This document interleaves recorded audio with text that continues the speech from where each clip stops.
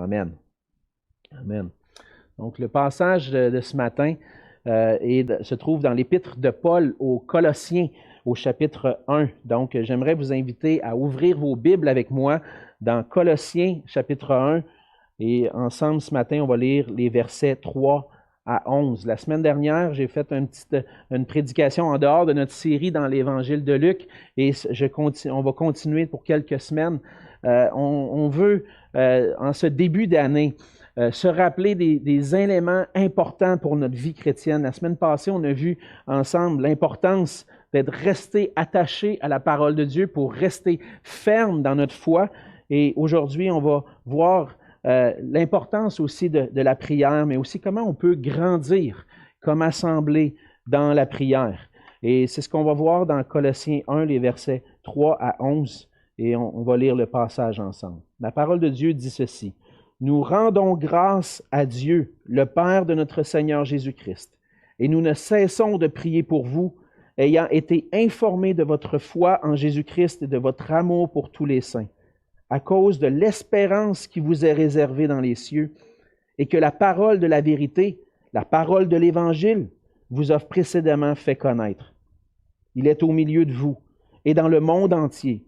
Il porte des fruits, il s'accroît, comme c'est aussi le cas parmi vous, depuis le jour où vous avez entendu et connu la grâce de Dieu, conformément à la vérité, d'après les instructions que vous avez reçues d'Épaphras, notre bien-aimé compagnon de service. Il est pour vous un fidèle ministre de Christ, et il nous a appris de quel amour l'Esprit vous anime.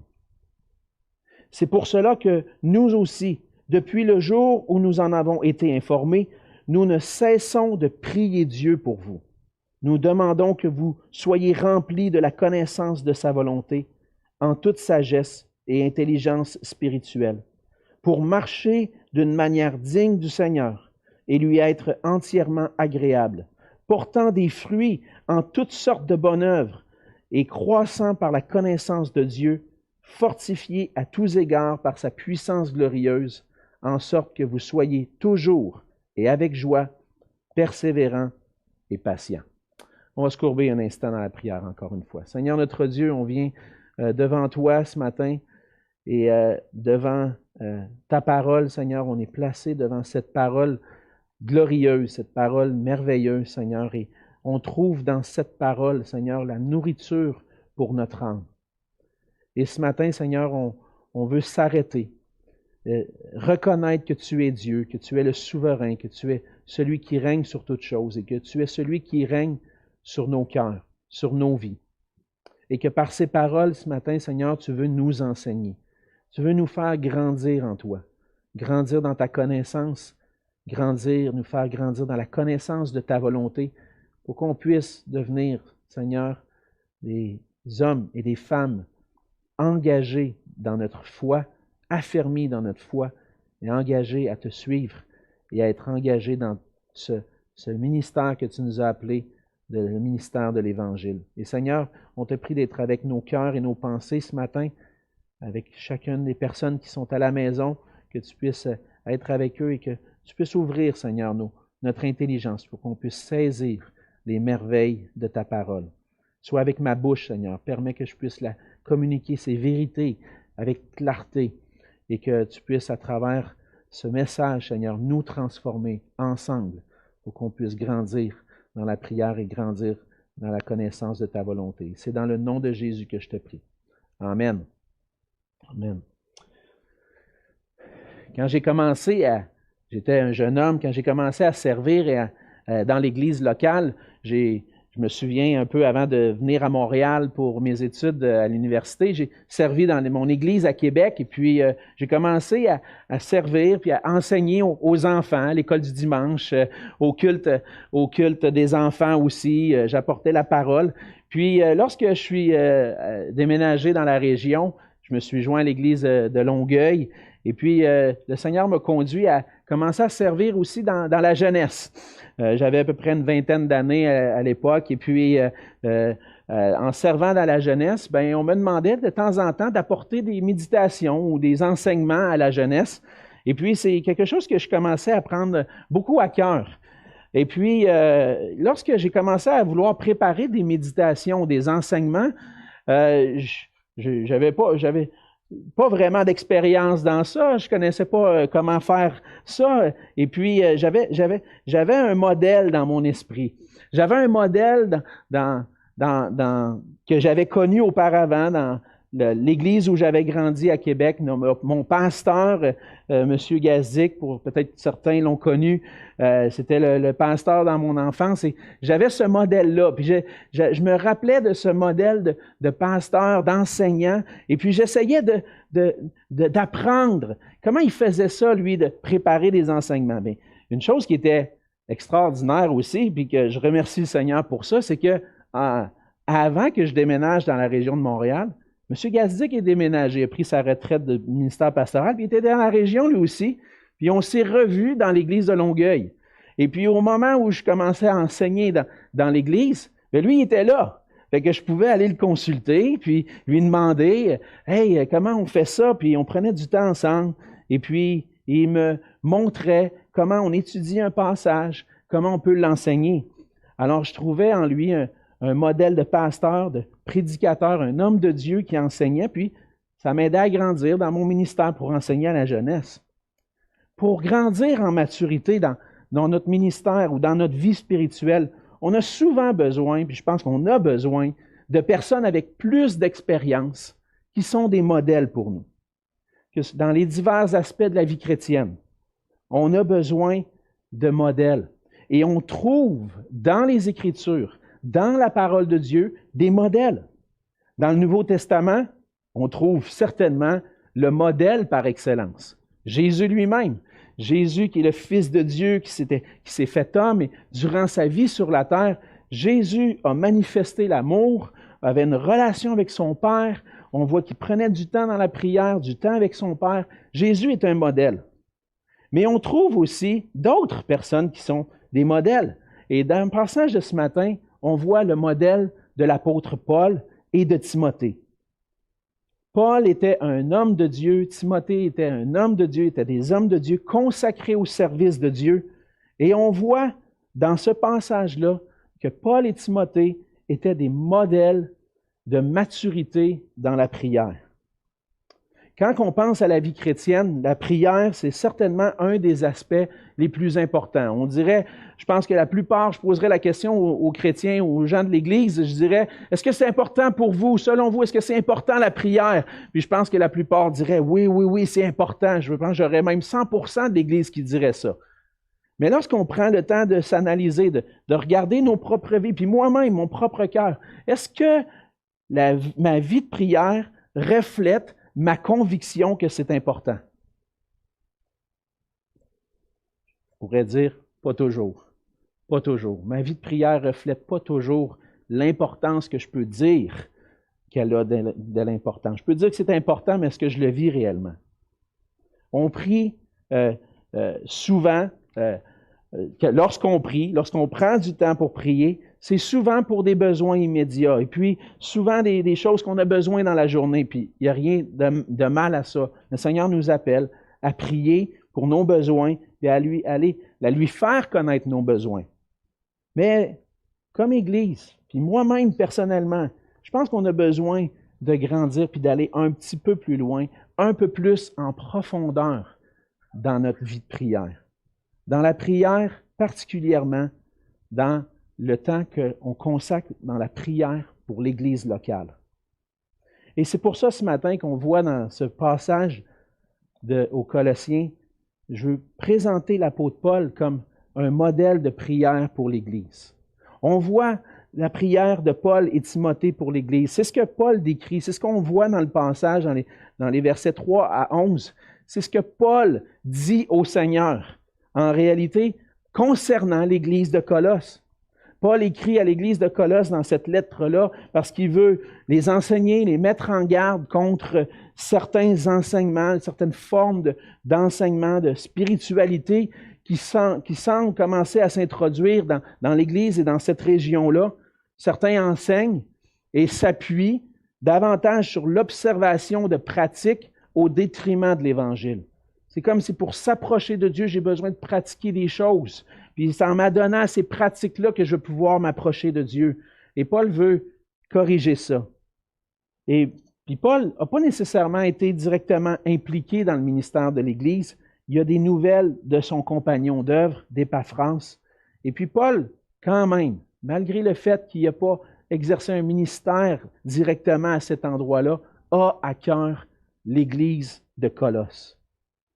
Même s'il n'était pas impliqué directement, Paul s'est engagé dans la prière pour cette Église.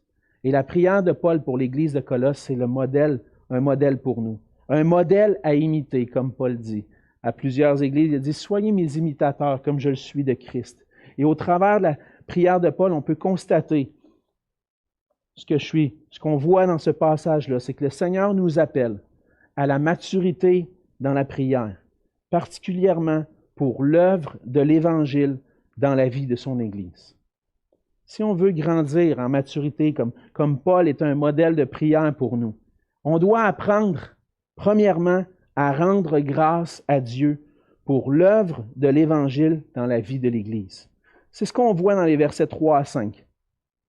Paul et Timothée commencent en disant, je dis Paul et Timothée parce qu'on voit au début de l'épître aux Colossiens que c'est Paul et le frère Timothée qui ont écrit cette lettre-là. Donc, ils sont ensemble. Donc, je les mets ensemble. Paul et Timothée expliquent justement aussi pourquoi on a un « nous » au début du verset 3. Paul ne dit pas « je rends grâce à Dieu », il dit « nous rendons grâce à Dieu ». Donc, on inclut Paul et Timothée ensemble ici. Paul et Timothée expriment à Dieu leur reconnaissance. Ils rendent grâce à Dieu le Père, au Seigneur Jésus, pour plusieurs raisons, mais particulièrement pour l'œuvre que Dieu fait dans la vie de l'Église à Colosse, des frères et sœurs de l'Église de Colosse. On voit que sa prière commence avec une action de grâce, des actions de grâce. Nous rendons grâce à Dieu le Père, le Père de notre Seigneur Jésus-Christ. Il va dire, nous ne cessons de prier pour vous. Et on va voir pourquoi il y a des requêtes de prière qui vont suivre. Mais Paul commence en rendant grâce à Dieu. Paul était un homme qui aimait compter les bienfaits de Dieu. Dans presque toutes les lettres de Paul, il y a une exception dans l'Épître aux Galates, entre autres, mais dans presque toutes ces lettres, Paul commence avec des actions de grâce envers le Seigneur. Il voit que Dieu est à l'œuvre dans la vie des frères et sœurs. Il voit que Dieu fait une œuvre, même une œuvre extraordinaire. Et on va voir un peu plus loin, c'est quoi cette œuvre-là que Dieu fait? Paul voit l'œuvre que Dieu fait. Puis il remercie Dieu. Il dit, merci Seigneur, je rends grâce à Dieu pour l'œuvre que tu es en train de faire dans la vie des croyants. Pour notre part, bien souvent, on a tendance à avoir le mauvais côté des choses plutôt que le bon côté des choses. Je pense que comme dans notre culture québécoise, on a développé ça un peu. On est comme ça. Puis je constate ça aussi quand je regarde sur Facebook qu'est-ce que mes amis puis les gens de mon entourage disent. On est des chialeux. Hein? En bon québécois, on est chialeux. Il y a quelque chose qui se passe autour de nous et ce qu'on va voir, c'est pas le bon côté, mais le mauvais côté, puis ce qui ne fonctionne pas, puis on va critiquer. On va apporter la critique. « Ouais, c'était bon, mais là, regarde, tu as vu ça. » Dans le fond, on est un peu comme des bons gérants d'estrade. Hein? On voit ce qui ne fonctionne pas, puis on critique.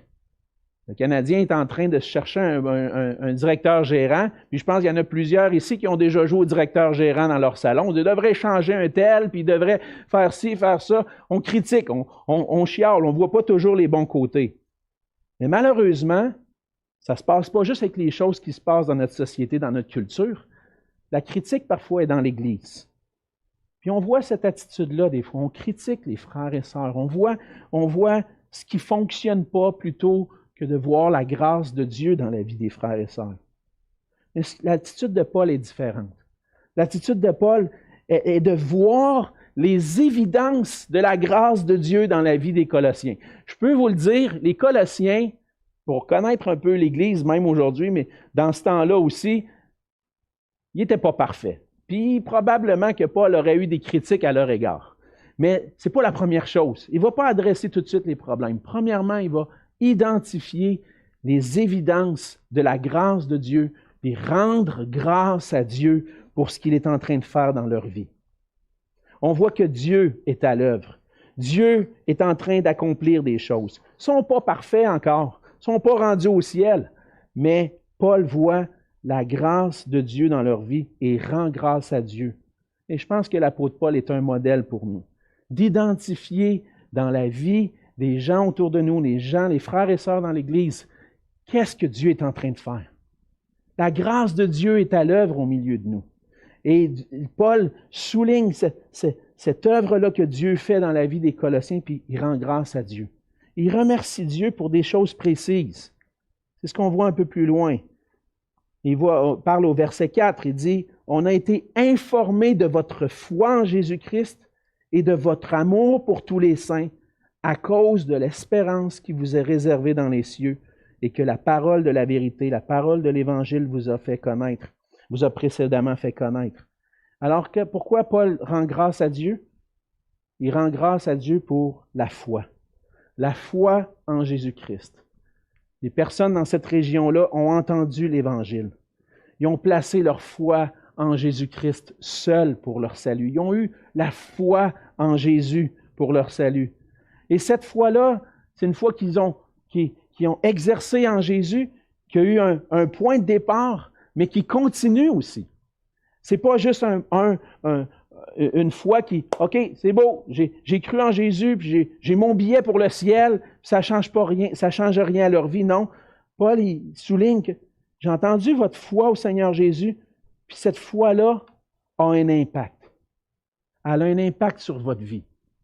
Vous avez cru à Jésus-Christ, vous êtes devenus des disciples de Jésus-Christ aussi. Et ça se voit comment? À travers leur amour. Leur amour pour tous les saints. Et cet amour-là déborde même dans le cœur des Colossiens. On voit que Paul le souligne, puis il dit, « Je remercie le Seigneur, je rends grâce à Dieu pour votre foi, puis la foi qui se manifeste dans l'amour. » Ce n'est pas un amour qui vient naturellement, mais c'est un amour qui vient de l'œuvre, de la grâce de Dieu dans leur vie, de l'Esprit de Dieu qui est à l'œuvre dans leur vie. Et Paul a entendu parler. Les Colossiens ont une bonne réputation. Paul entend cette réputation-là, puis il dit, « Merci Seigneur, merci. » Parce qu'il y a des gens dans cette Église-là qui ont placé leur foi en Jésus. L'Évangile a fait son œuvre. Puis l'Évangile a fait son œuvre, c'est manifeste parce qu'ils ont de l'amour les uns pour les autres. Mais ce qu'on voit aussi, c'est que cette foi et cet amour-là, pour les frères et sœurs, est enraciné dans quelque chose, est fondé sur quelque chose, est fondé sur l'espérance. On voit ça au verset 5. L'espérance qui vous est réservée dans les cieux.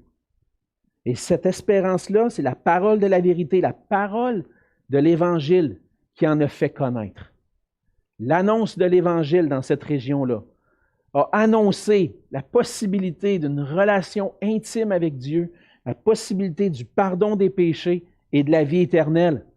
Et les gens à Colosse ont cette espérance-là en eux. Un jour, je vais rencontrer Jésus-Christ, je vais le voir de mes yeux, puis un jour, je vais être avec lui pour toujours. Mais en attendant, je garde les yeux fixés sur lui par la foi. Seigneur Jésus, j'ai hâte de te voir. Puis probablement que vous vivez ça aussi des fois quand on vit des moments difficiles. On dit, « Ah Seigneur, j'ai tellement hâte que tu reviennes. Ah Seigneur, j'ai hâte d'être dans ta présence. Tous les problèmes vont être finis. Je vais pouvoir être avec toi. » Puis cette espérance-là nous motive, c'est-à-dire, je vais continuer. En attendant, je vais avoir la foi en toi, Seigneur Jésus. Puis je vais obéir à ta parole. Je vais avoir l'amour pour mes frères et sœurs. Mais Paul, il voit cette espérance-là dans le cœur. Cette espérance-là produit une foi qui est agissante, une foi qui se manifeste dans l'amour.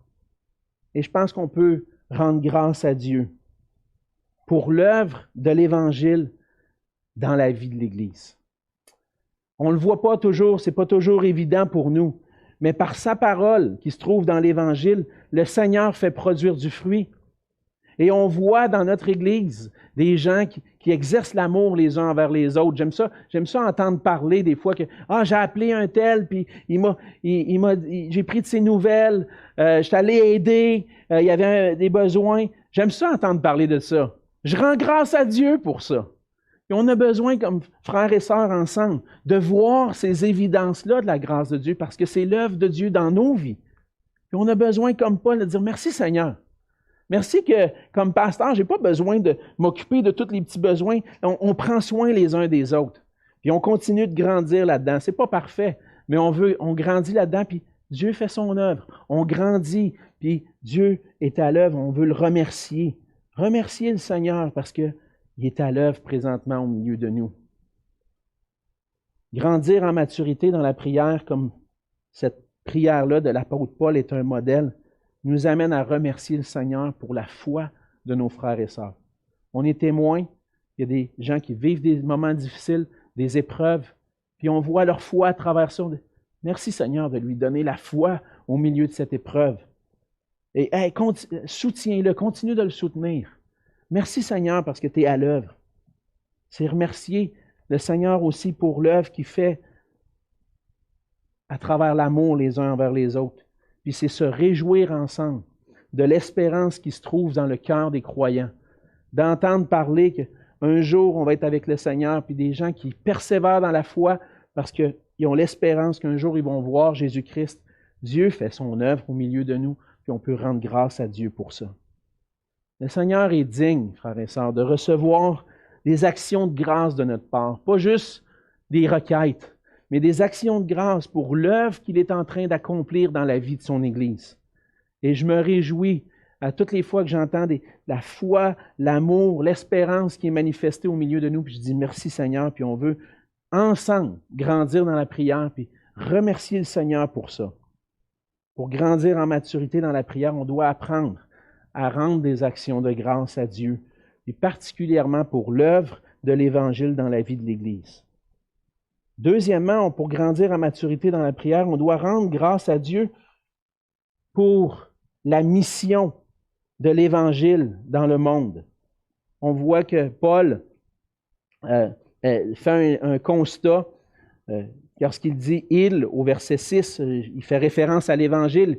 Il dit « il est au milieu de vous ». L'Évangile fait son œuvre dans le cœur des croyants à Colosse, mais il fait son œuvre aussi dans le monde entier.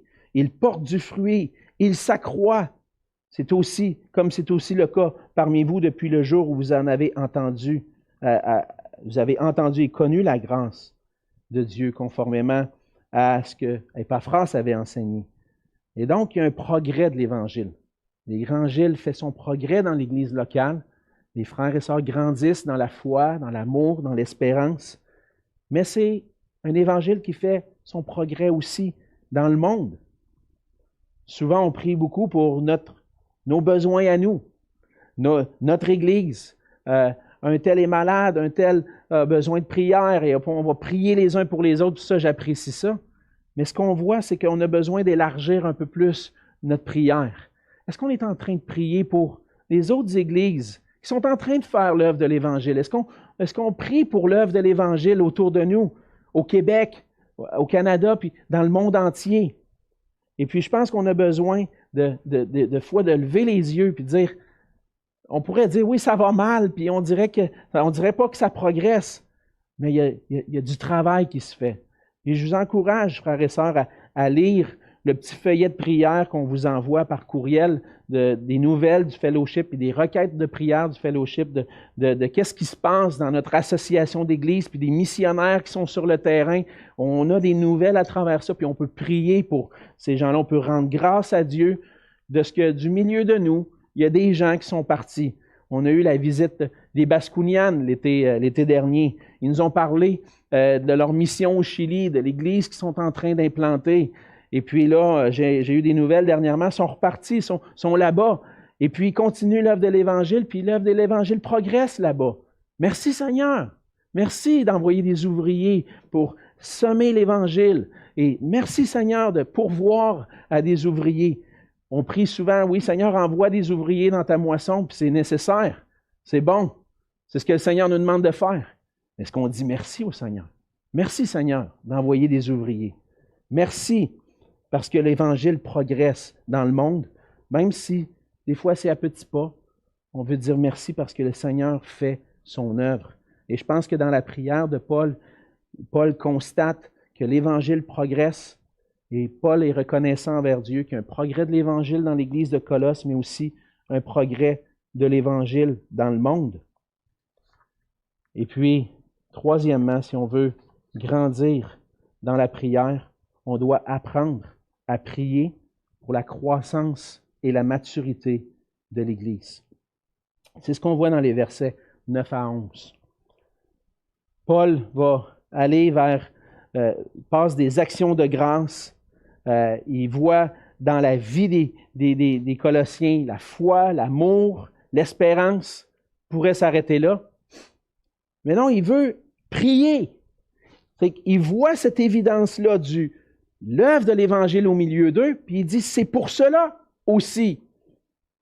C'est pour cela que nous aussi, qu'est-ce qu'on fait depuis le jour où on a été informés de vous? On rend grâce à Dieu, mais on n'arrête pas de prier pour vous autres. On n'arrête pas de prier. On veut que ça continue, cette histoire-là. On veut voir ça progresser. On veut voir ça grandir. Et c'est ce que Paul va dire. Il dit, on ne cesse pas de prier Dieu, on demande.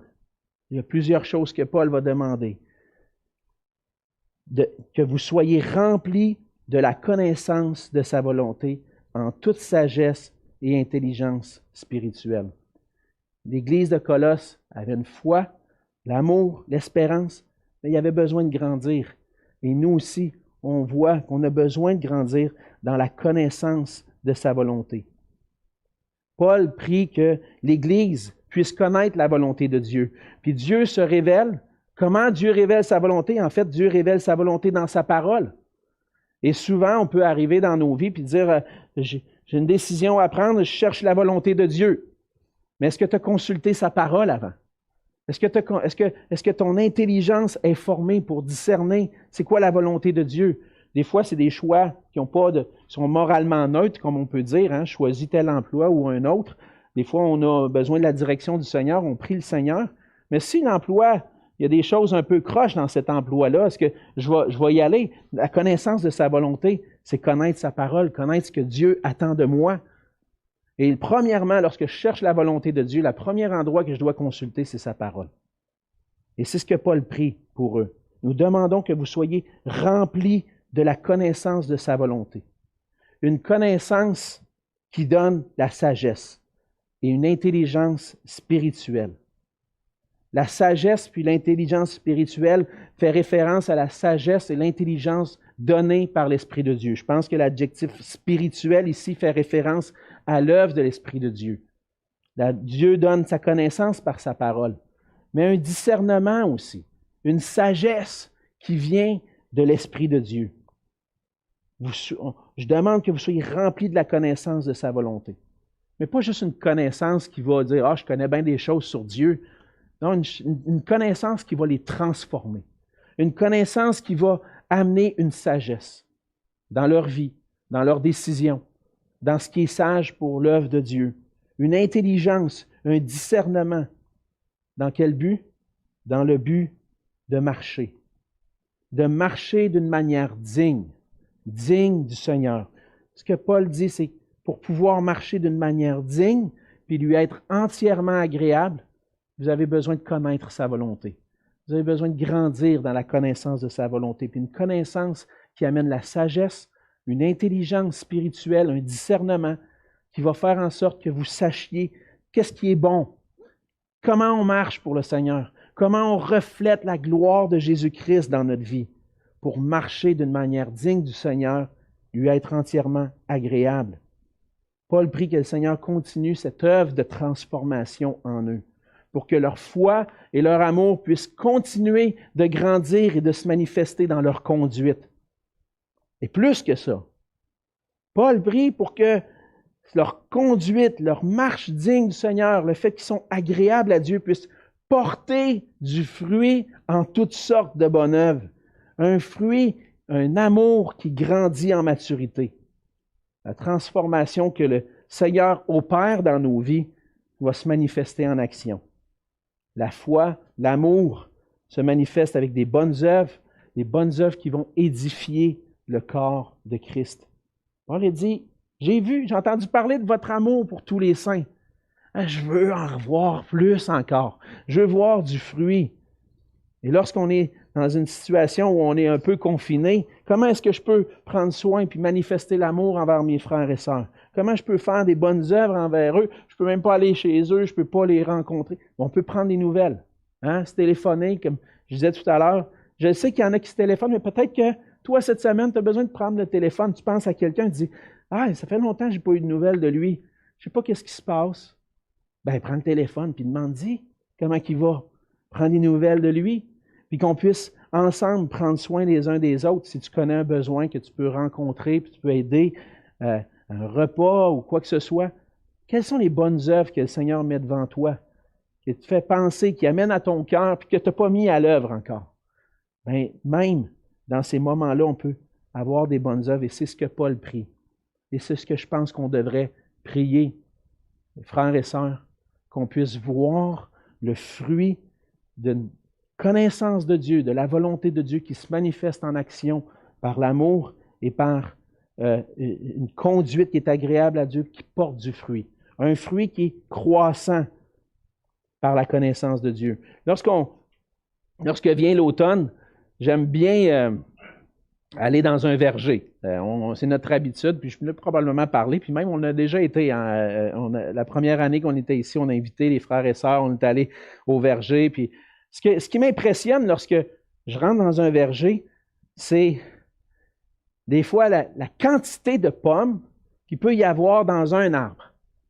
Des fois, on se promène, puis là, on voit que les propriétaires, puis ceux qui travaillent dans le verger, en ont planté d'autres. Puis on voit que c'est des arbres un petit peu plus petits. Un petit peu plus petits, puis des fois, tu regardes, non, il n'y a pas encore de fruits dans cet arbre-là. Et puis, des fois, on marche, puis là, on voit, lui, il est un petit peu plus, il a grandi, puis là, il commence à avoir du fruit. Mais lorsqu'on vit en Église, on sème l'Évangile, on prêche la parole semaine après semaine, puis on voit des gens grandir, puis tranquillement porter du fruit. Mais notre désir, c'est que ce fruit-là puisse se répandre, qu'il puisse croître. Puis là, quand on lève les yeux, puis on regarde le gros arbre, que là, tu ne peux même pas compter le nombre de pommes qu'il y a dedans. Pourquoi? Il a grandi en maturité. Il est devenu solide et s'est enraciné, puis avec le temps, ça a pris des années avant de se rendre là. On voit cet arbre-là mature. Et là, tu penses, là, tu rêves, là. Tu dis, hey, le petit qui est là, un jour, il va être comme ça. Puis en plus de ça, il ne sera pas tout seul. Il va en avoir d'autres arbres comme ça, plein, gros vergers, plein d'arbres qui portent du fruit. Bien, c'est ça mon rêve pour vous, frères et sœurs. J'espère que vous partagez ce rêve-là avec moi. Puis que on va ensemble aller dans la prière et dire, Seigneur, fais en sorte que cette parole qui est prêchée chaque dimanche, les enseignements qu'on reçoit, qui nous font grandir dans la connaissance de Dieu, puissent être quelque chose qui nous fait grandir en sagesse par ton esprit, puis que ça puisse porter du fruit, un fruit qui grandit, puis qu'à un moment donné, on n'est même plus capable de le compter parce que tu vas avoir agi à travers nous. Et ça, c'est la prière de Paul pour l'Église. Que l'Église puisse porter du fruit, croître dans la connaissance de Dieu en étant fortifiée par l'Esprit de Dieu. C'est ce qu'on voit au verset 11. Et en étant toujours avec joie, persévérant et patient. Continuez de porter du fruit, continuellement. Frères et sœurs, on veut prier comme Paul. Puis, je vous le dis, il y a quelque chose qui va se produire. L'année dernière ou l'année avant, je ne me souviens plus exactement, mais le Seigneur m'a donné ce passage-là. Et puis, j'ai placé ça sur mon application de prière qui me permet de suivre des requêtes puis de prier. J'ai pris cette prière-là de l'apôtre Paul dans les versets 9 à 11 et puis en incluant aussi les actions de grâce. Puis j'ai commencé à prier ça pour l'Église.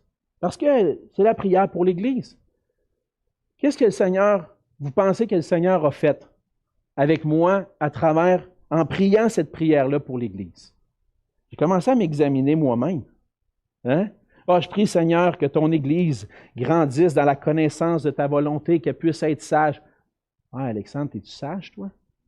As-tu agi avec sagesse récemment? Es-tu en train de grandir en intelligence spirituelle? Là, c'était devenu une prière pour moi aussi. Pour moi aussi. Alors qu'on prie pour qu'ensemble, on puisse grandir dans la connaissance de Dieu, on est en train d'expérimenter l'œuvre de sanctification que Dieu veut faire dans nos propres vies. Puis la prière pour que l'Église grandisse en maturité m'amène à rechercher la maturité pour moi, pour ma propre vie. Je réalise mon besoin de grandir. Puis ça m'amène à chercher à connaître la volonté de Dieu pour moi, à la rechercher, puis à devenir de plus en plus mature dans le Seigneur, que je puisse être, comme Paul était, un modèle, moi aussi, pour mes frères et sœurs. La prière pour que l'Église grandisse en maturité m'amène à vouloir grandir personnellement, mais voir cette œuvre-là dans les frères et sœurs. Et si on désire le mieux pour nos frères et sœurs, le mieux pour nous-mêmes, si on veut voir du fruit à la gloire de Dieu, on doit apprendre à prier pour la croissance en maturité de l'Église. À travers cette prière-là de l'apôtre Paul, de Timothée aussi, le Seigneur nous donne un modèle de prière mature. Il nous appelle à prier pour que l'œuvre de l'Évangile puisse avoir son effet dans l'Église.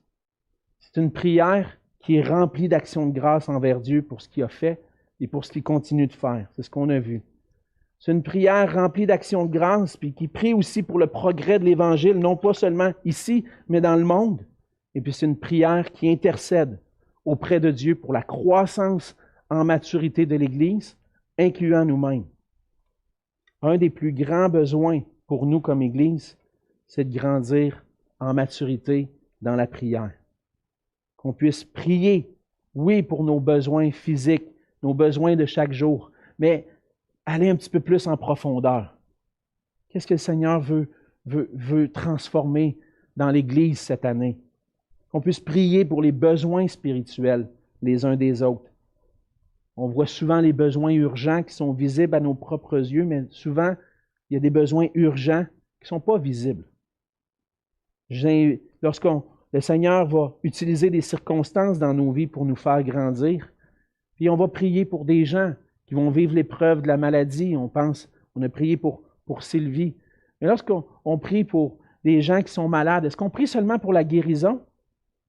Ou est-ce qu'on ne devrait pas aussi prier qu'à travers cette épreuve-là, le Seigneur puisse le faire grandir puis l'affermir dans sa foi? Parce que c'est ça que le Seigneur permet des épreuves pour nous affermir, pour qu'on puisse lui faire confiance, pour qu'on puisse grandir dans notre persévérance.